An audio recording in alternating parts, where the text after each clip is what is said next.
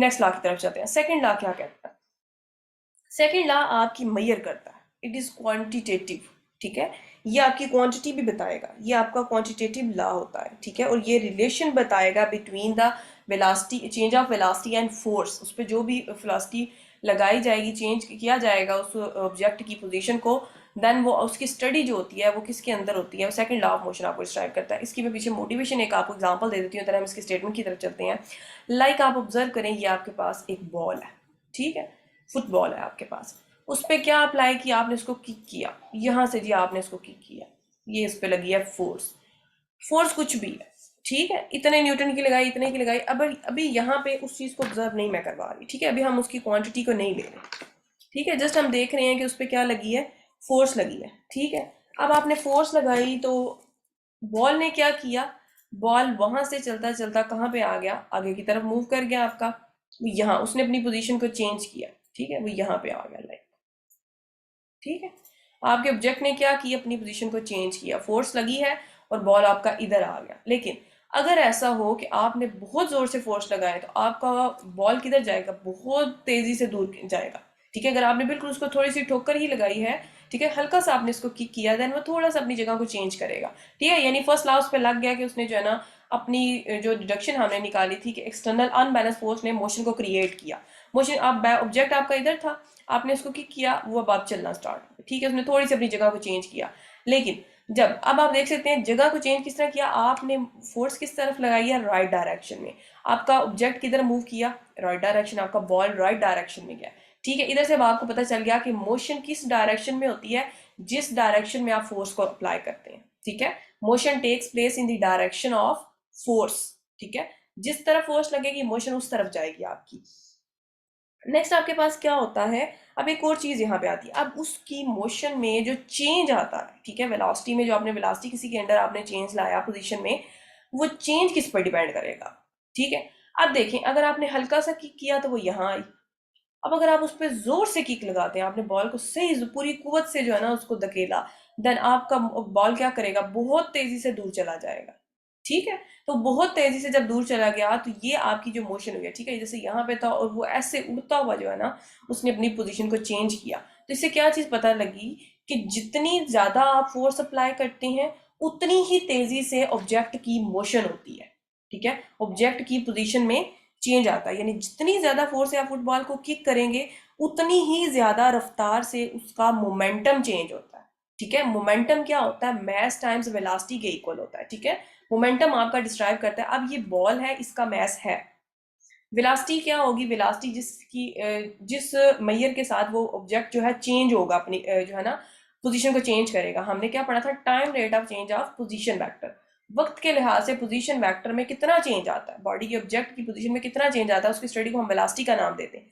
अब वेलोसिटी का अब मैस भी डिपेंड करेगा, ठीक है, मोमेंटम जो है मैस पे भी डिपेंड करता है, सिर्फ वेलोसिटी पे नहीं करता। क्यों मोमेंटम डिपेंड करेगा, फॉर एग्जाम्पल अब यहाँ पे आप एग्जाम्पल लें, आप यहाँ पे जो है जो आयरन बॉल होता है उसको लें, ठीक है, सहत वाला जो आपका बॉल, एक तो होते हैं ना आपके पास रबर बॉल्स होते हैं, एक आयरन बॉल होता है। अगर आप आयरन बॉल ले लें, क्या एक बिल्कुल छोटा बच्चा उसको किक कर पाएगा, बहुत तेजी से नहीं कर पाएगा। लेकिन अगर आप बड़े को लें देन इजीली इसको किक करेंगे, आप इसको हॉकी से किक करेंगे देन आप इजीली किक कर सकेंगे। तो ये डिपेंड कर, तो मोमेंटम जो है मैस और वेलोसिटी पे भी डिपेंड करेगा, ठीक है। तो उस पोजीशन को जो मोमेंटम, तो मोमेंटम जो है किस तरह से चेंज होगा, मोमेंटम होगा आपका मास टाइम वेलोसिटी के इक्वल होता है, ठीक है। मोमेंटम आपका यहाँ पे आएगा, तो जितनी ज्यादा फोर्स से आप बॉल को किक करेंगे उतनी ही रफ्तार से आपका मोमेंटम चेंज होगा, ठीक है। जो भी ऑब्जेक्ट का मास होगा, मास तो फिक्स होता है ना, वेलोसिटी में जितनी ज्यादा फोर्स लगेगी वेलोसिटी में उतना ज्यादा पोजीशन में जाए, तो मास टाइम वेलोसिटी उतने आपका मोमेंटम क्या होगा, चेंज होगा। तो अब आपको इसको जो है ना इसकी स्टेटमेंट लिख लेते हैं, जरा आपको ज्यादा इजीली क्लियर हो जाएगा कि क्या चीज डिस्क्राइब की जा रही है यहाँ पे। सेकेंड लॉ ऑफ मोशन हमें क्या स्टेट करता है, वो कहता है कि the time rate of change, the time rate of change of linear momentum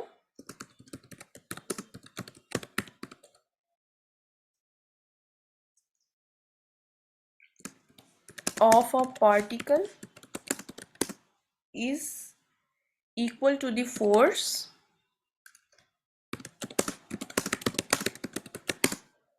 producing it and takes place, direction भी बतानी है हमने, takes place in the direction of direction in which the force acts, यानी जिस direction में आपने force लगाई उसी डायरेक्शन में जाएगा। ऐसा कभी हुआ है कि आपने बॉल को किक फॉरवर्ड की तरफ की और वो बैकवर्ड चला गया? कभी भी नहीं होता। अगर आपने किक ही बैकवर्ड किया तो वो बैकवर्ड ही जाएगा। लेकिन जो फोर्स की डायरेक्शन होगी उसी डायरेक्शन में आपका जो मूवमेंट है ना, मोमेंटम, लीनियर मोमेंटम चेंज होगा। ठीक है, लीनियर मोमेंटम यहाँ पे मैं लिख देती हूँ। पार्टिकल का जो लीनियर मोमेंटम होता है वो आपके पास इक्वल होता है मास टाइम वेलोसिटी के इक्वल होता है, लीनियर मोमेंटम। जी, यहाँ पे चूँकि हम जस्ट लीनियर मोमेंटम हमें चाहिए है, इसलिए मैं यहाँ पे डिटेल फॉर्म नहीं इसकी डिस्क्राइब कर रही। फर्दर जाके जब हम हायर लेवल पे मोमेंटम को स्टडी करेंगे, वेलोसिटीज़ को स्टडी करेंगे, देन वहाँ पे जाके हमें इस चीज़ की ज़रूरत पड़ेगी। ठीक है, मास टाइम वेलोसिटी के इक्वल होता है ये वेलोसिटी। ठीक है, वेलोसिटी भी लीनियर वेलोसिटी है। यहाँ पे आपको पता है जो भी डिस्प्लेसमेंट्स होती हैं वो हमेशा दो तरह की होती हैं, एक लीनियर होती हैं, एक एंगुलर होती हैं। लीनियर मतलब वो जो स्ट्रेट लाइन की, ठीक है, सीधी सादी सी, ठीक है, जिनमें एंगल नहीं बनता। ठीक है, और एंगुलर क्या होती हैं? जिनमें कोई एंगल डिस्क्राइब होता है, ठीक है, जो घुमाव को रिप्रेजेंट करती हैं। तो यहाँ हम स्टडी करें लीनियर मोमेंटम की। यहाँ हम घुमाव की बातें नहीं कर रहे, हमने बॉल को किक करना है बस। ठीक है, और वो वहीं पे उसी सरफेस के ऊपर जो है ना, यहाँ से जाता हुआ जो है ना नजर आए हमें। ठीक है, एंगुलर नहीं हमने देखनी, हमने नहीं देखना कि वो उस बॉल ने किसी रिंग की शेप में कैसे मूव किया, ये स्टडी हम इसके अंदर नहीं कर रहे। हम जस्ट देख रहे हैं लीनियर मोमेंटम की के अंदर कितना चेंज आता है, उसकी स्टडी हम कर रहे हैं इस सेकंड लॉ के अंदर। ठीक है, तो वेलोसिटी आपकी जो है ना with respect to reference system दी गई। अब यहाँ पे देखें आपने क्या किया, मेजर किया। न्यूटन के सेकंड लॉ ने क्या किया, क्वांटिटेटिव लॉ को डिस्क्राइब किया। ठीक है, क्वांटिटेटिव वन आपका जो है ना उसने चेंज किया। तो यही बात है कि time rate of change of linear momentum अगर आपके किसी पार्टिकल का लिया जाएगा तो वो किसके प्रोपोर्शनल, डायरेक्टली प्रोपोर्शनल होता है अप्लाइड फोर्स के। तो इक्वल टू कर दिया या डायरेक्टली प्रोपोर्शनल कह दिया, एक ही बात है। It is directly proportional to the applied force and takes place in the direction of the force. और फोर्स की डायरेक्शन डायरेक्टली प्रोपोर्शनल का क्या मतलब होगा यहाँ पे, यानी उसी की जितनी ज्यादा फोर्स आप लगाएंगे, ठीक है, उतनी ज्यादा मोमेंटम में चेंज आएगा। यही बात वो कर रहा है। ठीक है, तो आपके पास linear momentum mass time velocity आ गया है यहाँ पे।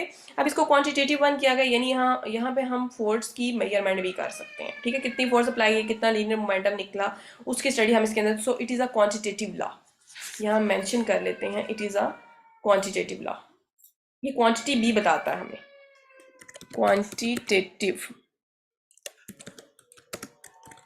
लॉ। एक चीज़ हम यहाँ ये मेंशन, ये हमारा एक क्वांटिटेटिव लॉ है। जी, तो फर्स्ट हमारा जो लॉ था वो एक क्वालिटेटिव वन था। ठीक है, वो एक क्वालिटी थी किसी भी ऑब्जेक्ट की।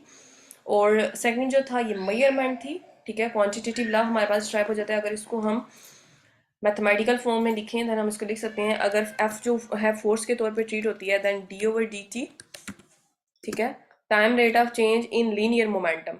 लीनियर मोमेंटम हमारा क्या होता है, पी से डिनोट किया जाता है। ठीक है, that is equals to D over D T of mass times velocity आ जाएगा आपके पास। ठीक है, वेलोसिटी यहाँ पे वेक्टर के तौर पे ट्रीट हो रही है, means the velocity vector with respect to the inertial frame of reference आपके पास आ जाएगा।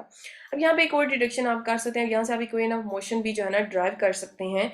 वो आपके पास किस तरह से निकलती है कि अगर आपका मैस कांस्टेंट हो, ठीक है, मैस में कोई चेंज नहीं आ रहा आपके पास, मैस अगर आपका कांस्टेंट है, इन दैट केस आपकी ये इक्वेशन क्या बन जाएगी, F is equal to, mass अगर कांस्टेंट है, कांस्टेंट डेरिवेटिव में से बाहर आ जाता है तो एम आ गया, और साथ में क्या आ जाएगा, d over D T of we.